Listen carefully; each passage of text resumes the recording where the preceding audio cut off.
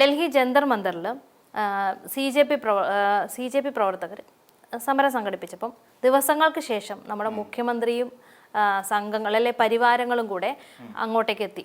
സമരത്തിന് പിന്തുണ പ്രഖ്യാപിക്കാൻ വേണ്ടിയിട്ടൊക്കെ അങ്ങോട്ടെത്തി, സമരത്തിൽ പങ്കെടുക്കാൻ എത്തിയെന്ന് വേണമെങ്കിൽ പറയാം.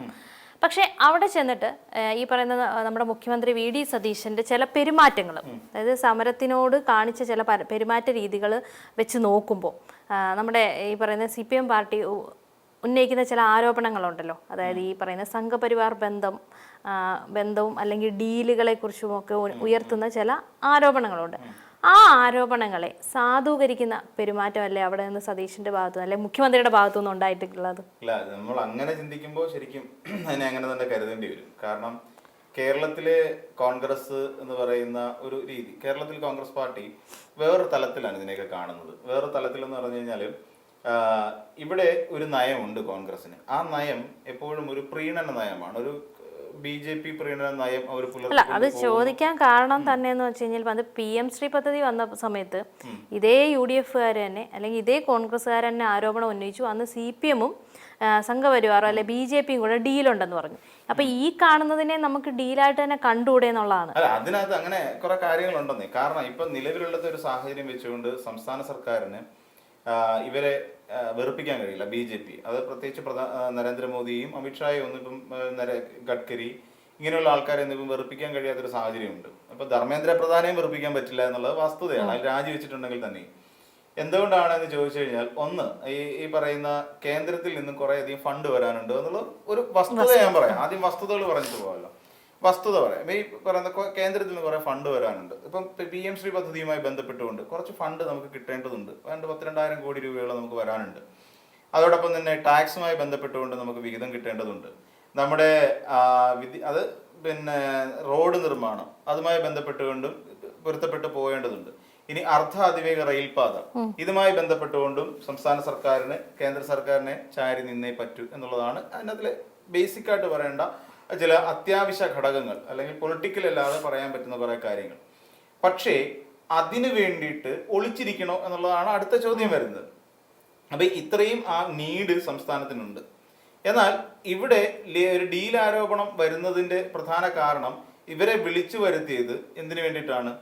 മല്ലികാർജുൻ ഖാർഗെയുടെ ബർത്ത്ഡേ ആഘോഷിക്കാൻ വേണ്ടിയിട്ടും അതോടൊപ്പം KPCC അധ്യക്ഷനെ തെരഞ്ഞെടുക്കുന്നതിന് വേണ്ടിയിട്ടും ഈ രണ്ട് കാര്യങ്ങൾ പറഞ്ഞിട്ടാണ് കേരളത്തിൽ നിന്നുള്ള നേതാക്കന്മാരെ അവിടേക്ക് എത്തിക്കുന്നത്, ജന്തർ മന്ദറിലേക്ക്. അതിനുശേഷമാണ് അക്ഷരാർത്ഥത്തിൽ ഈ ഒരു സമരം ആരംഭിക്കുന്നത് തന്നെ. ഇവിടെ ശരിക്കും ഇനി കോൺഗ്രസ് പാർട്ടിയെ സംബന്ധിച്ചിടത്തോളം കോൺഗ്രസ് പാർട്ടി വേറൊരു തലത്തിൽ ഇതിനെ കണ്ടത്. അതായത് കോൺഗ്രസ് പാർട്ടി ശരിക്കും പറഞ്ഞ രാമക്ഷേത്രവുമായി ബന്ധപ്പെട്ട് ഉയർന്നു വന്ന അവിടുത്തെ കോടികളുടെ അഴിമതി, അതായത് അവിടുത്തെ ആഭരണങ്ങളടക്കം അവിടുത്തെ പിന്നെ എന്താ പറയാ അവിടുത്തെ സ്വത്തുക്കൾ കാണുന്നില്ല എന്നതുമായി ബന്ധപ്പെട്ടൊരു വലിയ വിഷയം അവിടെ അയോധ്യയിൽ നിൽക്കുന്നുണ്ട്. ആ വിഷയമാണ് ഉത്തരേന്ത്യയിൽ ഏറ്റവും കൂടുതൽ കത്താൻ സാധ്യതയുള്ളത്. കാര്യം അതൊരു വർഗീയ ബോംബാണ്, അതൊരു മൃദു ഹിന്ദുത്വ ബോംബായിരിക്കുന്നു. ആ ബോംബിനെ കൊണ്ടുവന്ന് പൊട്ടിക്കാനുള്ള നീക്കത്തിൽ തന്നെയായിരുന്നു ഇവരിരുന്നത്, കോൺഗ്രസ് പാർട്ടി ഇരുന്നത്. അപ്പൊ ഇതിനെ അവിടെ കൊണ്ടിട്ട് പൊട്ടിച്ചു കഴിഞ്ഞാൽ ഹിന്ദുക്കളുടെ അപ്പം അവിടെ ഒരു വർഗീയ വോട്ടുകളുടെ ചേരിതിരിവ് എന്തായിരുന്നാലും ഉത്തരേന്ത്യയിൽ ഉണ്ട് എന്നുള്ളത് 100% ഉറപ്പാണ്. അപ്പൊ വർഗീയ വോട്ടുകൾ BJPയിൽ നിന്ന് വിട്ടിട്ട് കോൺഗ്രസിലേക്ക് വരുമെന്ന് കോൺഗ്രസ് നേതാക്കന്മാർ ധരിച്ചു. പക്ഷെ അപ്പോഴും ഇവിടെ നമ്മുടെ CJP പ്രവർത്തകർ നടത്തി വന്ന ഒരു ഫുൾ ഫ്ലഡ്ജഡ് ആയിട്ടുള്ള ഒരു സമരം അവിടെ നടന്നുകൊണ്ടിരിക്കുന്നു. അപ്പം ഇവിടെ തൽക്കാലത്തേക്ക് അതങ്ങ് ഉപേക്ഷിച്ചു. അതായത് രാമക്ഷേത്രം ഏറ്റവും കൂടുതൽ കത്തിക്കാൻ പറ്റുന്നതും കാര്യം എന്താ, അത് കത്തിക്കുന്നെങ്കിൽ എപ്പോ കത്തിക്കണം? അടുത്ത തെരഞ്ഞെടുപ്പ് സമയത്ത് കത്തിക്കണം, അതേ ഗുണം ചെയ്യുള്ളൂ. അപ്പൊ ഹിന്ദു വോട്ടുകളെല്ലാം കോൺഗ്രസ് പാളയത്തിലേക്ക് തന്നെ വരും. അപ്പൊ ആ ഒരു ഇത് ലക്ഷ്യം വെച്ചുകൊണ്ട് തൽക്കാലം ഇത് അവിടെ ഇരിക്കട്ടെ, നമുക്ക് തൽക്കാലം CJP പിടിക്കാം എന്നായി. ഇപ്പൊ ഇനി മിക്കവാറും ഇത് ഹൈജാക്കി. ഇപ്പം ധർമ്മേന്ദ്ര പ്രധാൻ രാജിവെച്ചതിന്റെ പ്രധാന കാരണക്കാർ കോൺഗ്രസ് പാർട്ടിയാണ്, ആക്കി തീർക്കും. ആ നിലയ്ക്ക് മുന്നോട്ട് പോകും. പക്ഷെ രാജ്യത്തുള്ള ഒരുമാതിരിപ്പെട്ടവർക്ക് അറിയാം കോൺഗ്രസ് ഇതിനകത്തൊരു തേങ്ങയും ചെയ്തിട്ടില്ല എന്നുള്ളത് എല്ലാവർക്കും അറിയാം. അപ്പൊ ഇവിടെ അങ്ങനെ ഒരു സാഹചര്യം അവിടെയുണ്ട്. അപ്പൊ ഈ കേരളത്തിലെ നമ്മുടെ സർക്കാർ മുഖ്യമന്ത്രി അടക്കം അങ്ങോട്ട് വിളിപ്പിച്ച് സത്യത്തിൽ മല്ലികാർജുൻ ഖാർഗെ ബർത്ത്ഡേ വിഷ് ചെയ്യാൻ വേണ്ടിയിട്ടാണ്. അത് പലപ്പോഴും VD സതീശൻ കഴിഞ്ഞ ക്യാബിനറ്റ് ബ്രീഫിങ്ങിനിടെ തന്നെ തുറന്ന് പറയുകയും ചെയ്തു മാധ്യമപ്രവർത്തകരുടെ ചോദ്യത്തിന്. അങ്ങനെ VD സതീശൻ അവിടെ എത്തിക്കഴിഞ്ഞപ്പോഴാണ് ഇങ്ങനെ ഒരു വലിയ സമരം പ്ലാൻ ചെയ്യുകയാണ് കോൺഗ്രസ് പാർട്ടി എന്നുള്ള കാര്യം അദ്ദേഹത്തിന് മനസ്സിലാവുന്നു. അപ്പൊ കേരളത്തിലെ മുഖ്യമന്ത്രി എന്നുള്ള നിലയിൽ നിന്നുകൊണ്ട് തീർച്ചയായും അദ്ദേഹത്തിന് അതിൽ പങ്കെടുത്തേ പറ്റൂ. കാര്യം DK ശിവകുമാർ അവിടെ പങ്കെടുക്കുന്നുണ്ട്, കേരളത്തിന്റെ ഒരു MP ആയ പ്രിയങ്ക ഗാന്ധി പങ്കെടുക്കുന്നുണ്ട്, രാഹുൽ ഗാന്ധി പങ്കെടുക്കുന്നുണ്ട്, KC പങ്കെടുക്കുന്നുണ്ട്, പിന്നെ കുറെ അധികം MP മാര് പങ്കെടുക്കുന്നുണ്ട്. ഇവരെല്ലാം പങ്കെടുക്കുന്ന ഒരു വലിയ സമരപരിപാടിയായിരുന്നു സത്യത്തിൽ ഡൽഹിയിൽ പ്ലാൻ ചെയ്ത് നടപ്പിലാക്കിയത്. അവിടെ വന്നപ്പോൾ മുഖ്യമന്ത്രിയെ സംബന്ധിച്ചിടത്തോളം മുഖ്യമന്ത്രിയുടെ ഫേസ് പുറം ലോകം കാണാൻ പാടില്ല എന്നൊരു തോന്നലുണ്ടായിരുന്നോ എന്നുള്ളതാണ് എന്റെ സംശയം. കാരണം നമ്മൾ നോക്കിക്കഴിഞ്ഞാൽ മുഖ്യമന്ത്രി എല്ലാ സ്ഥലങ്ങളിലും സ്വന്തം മുഖം എത്തിക്കാൻ ശ്രമിക്കാറുണ്ട്. നമുക്ക് നമ്മുടെ കഴിഞ്ഞ പ്രതിപക്ഷ നേതാവായിട്ടിരിക്കുന്ന കാലഘട്ടത്തിൽ അദ്ദേഹം ഒരു ദിവസം 3 തവണയായിട്ട് അദ്ദേഹം മാധ്യമങ്ങളെ കാണുന്ന ഒരു പൊതുശീലം അദ്ദേഹത്തിന് ഉണ്ടായിരുന്നു. അപ്പോൾ അതിൽ നിന്ന് പിന്നെ ഏതെങ്കിലും ഒരു സമരം വന്നു കഴിഞ്ഞാൽ സമരത്തിന്റെ മുൻപന്തിയിൽ നിൽക്കുക എന്ന് പറയുന്ന ഒരു ശീലം VD സതീശൻ ഉണ്ടായിരുന്നു. അതിന്റെ ഉദാഹരണമാണല്ലോ പിന്നെ ഇവിടെ മൈക്ക് സമരം ഉണ്ടായത്. രണ്ടുപേര് തമ്മിൽ മൈക്കിന് വേണ്ടിയിട്ട് സുധാകരനും VD സതീശനും തമ്മിൽ തല്ലുണ്ടായത് പുതുപ്പള്ളി ഉപതെരഞ്ഞെടുപ്പ് സമയത്ത് നമ്മൾ കണ്ടതാണ്. അപ്പം ഇതൊക്കെ ഞാൻ എപ്പോഴും എന്റെ തലയായിരിക്കണം മുന്നിൽ നിൽക്കേണ്ടത് എന്ന് പറയുന്ന ഒരു തോട്ട് VD സതീശനെ സംബന്ധിച്ചിടത്തോളം ഉണ്ടായിരുന്നിട്ട് കൂടി ഇവിടെ നിന്ന്, അതായത് ഈ ഒരു പ്രക്ഷോഭത്തിൽ നിന്നും പതുക്കെ പിൻവലിയാൻ ശ്രമിച്ചതാണ് വിമർശനത്തിന് ഇപ്പൊ കാരണമായി തീർന്നിരിക്കുന്നത്. അപ്പൊ എന്തുകൊണ്ടാണ് VD സതീശന്റെ പൊതുവായിട്ടുള്ള ക്യാരക്ടറിൽ നിന്നും സ്വഭാവത്തിൽ നിന്നും വേർതിരിഞ്ഞു നിന്നുകൊണ്ട് അല്ലെ വേറെ തലത്തിൽ മാറി ചിന്തിച്ചുകൊണ്ട് സതീശൻ പിന്നിലേക്ക് വലിയുന്നു, മുഖ്യമന്ത്രി പിന്നിലേക്ക് വലിയുന്നു. സ്വാഭാവികമായും ആൾക്കാർ സംശയിച്ച തെറ്റ് പറയാൻ പറ്റുമോ? പ്രധാനമന്ത്രി കാണണ്ട, അല്ലെ ധർമ്മേന്ദ്ര പ്രധാൻ കാണണ്ട, അല്ലെങ്കിൽ അമിത്ഷാ എന്നെ കാണണ്ട, ഞാൻ മുദ്രാവാക്യം വിളിക്കുന്നില്ല, ഞാൻ ഇവിടെ എവിടെയെങ്കിലും ഒതുങ്ങിക്കൂടി ഇരുന്നോളാം എന്നിട്ട് എന്ത് ചെയ്തു? അറസ്റ്റ് ഒക്കെ നടക്കുമ്പോൾ ഒരു 7 മണിയോളം ഒക്കെ എന്റെ അറസ്റ്റിലേക്ക് പോകുമ്പോൾ അപ്പൊ അദ്ദേഹത്തിന് 8 മണിക്ക് ഫ്ലൈറ്റ് ഉണ്ട്. അപ്പം പിന്നെ രാഹുൽ ഗാന്ധി പറഞ്ഞു അത്രേ, അത് സതീശ നിങ്ങൾക്ക് ഫ്ലൈറ്റിന് മിസ്സാക്കണ്ട, നിങ്ങൾക്ക് ക്യാബിനറ്റ് ഒക്കെ ഉള്ളതല്ല, നിങ്ങൾ കയറി പൊയ്ക്കോ എന്ന് രാഹുൽ ഗാന്ധി പറഞ്ഞു എന്നാ പറയുന്നത്. ഈ സമയം അറിയാൻ വേണ്ടി രാഹുൽ ഗാന്ധിയുടെ കയ്യിൽ അറസ്റ്റ് ചെയ്തുകൊണ്ട് പോകുന്ന സമയത്ത് അദ്ദേഹത്തിന്റെ കയ്യിൽ വാച്ച് നമ്മൾ കണ്ടില്ല എന്നുള്ളതാണ് അതിനകത്തിലെ ഏറ്റവും പ്രധാനപ്പെട്ട ഒരു കാര്യം. അപ്പൊ അങ്ങനെ VD സതീശൻ പെട്ടെന്ന് തന്നെ അവിടെ നിന്ന് ഇറങ്ങി ഫ്ലൈറ്റ് പിടിച്ച് ഇങ്ങി പോന്നു.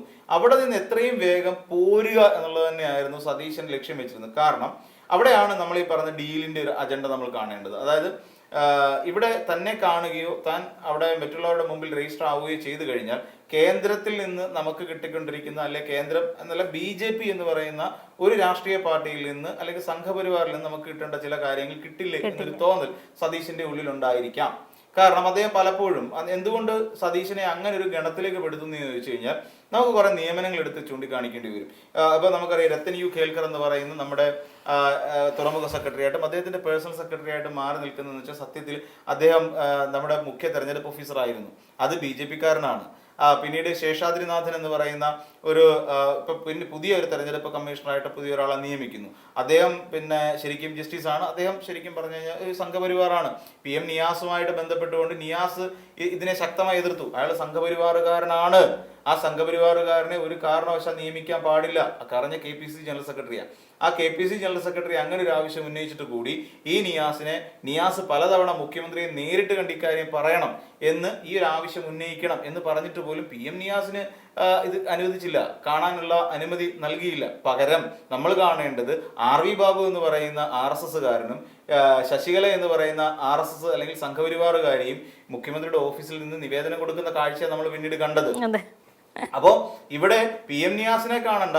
ഈ പിന്നെ നമുക്കറിയാം കഴിഞ്ഞ SH പിന്നെ കോളേജിൽ വെച്ചിട്ട് ഇവിടെ തേവര SS കോളേജ് വെച്ച് ഉണ്ടായ ഒരു സംഭവം, നമ്മുടെ അലോഷ്യസ് സേവ്യർ എന്ന് പറയുന്ന KSUവിന്റെ പിന്നെ സംസ്ഥാന അധ്യക്ഷൻ എന്നിട്ട് കൈവക്കി ഇങ്ങനെ തൊഴുത് കാണിക്കുന്ന സമയത്തും VD സതീശൻ എന്ന് പറയുന്ന മുഖ്യമന്ത്രി കാണുന്നേയില്ല. അത് കാണാതെ സതീശൻ അവിടെ നടന്നു പോയി. എന്നിട്ട് പറയാം ഞാൻ കണ്ടില്ല എന്ന് പറഞ്ഞു.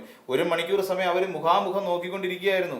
ഈ അലോഷ്യസ് സേവ്യറും മുഖ്യമന്ത്രിയും തമ്മിൽ ഒരു വേദിയിൽ സദസ്സിൽ ഇരിപ്പുണ്ടായിരുന്നു. 1-ാം നിരയിൽ തന്നെ അലോഷ്യസ് സേവ്യർ ഉണ്ടായിരുന്നു. എന്നിട്ട് കണ്ടില്ല എന്ന് കള്ളം പറയുന്നവരാണ്. അപ്പൊ ഇതൊക്കെ നമ്മൾ ചേർത്ത് വായിക്കുമ്പോൾ VD സതീശൻ എന്ന് പറയുന്ന ഒരാളുടെ മേലെ അല്ലെങ്കിൽ നമ്മുടെ മുഖ്യമന്ത്രിയുടെ മേലെ സംഘപരിവാരവുമായി ബന്ധപ്പെടുത്തിക്കൊണ്ടുള്ള ഒരു ആരോപണം അടിച്ചേൽപ്പിക്കുകയോ അല്ലെങ്കിൽ പറയുകയോ ചെയ്തു കഴിഞ്ഞാൽ അതൊരു അടിച്ചേൽപ്പിക്കൽ അല്ല എന്നും അതിനകത്ത് എവിടെയൊക്കെയോ ചില സത്യങ്ങൾ ഉണ്ട് എന്നും നമുക്ക് ബോധ്യപ്പെടാനുള്ള സാധ്യത കൂടുതലാണ്.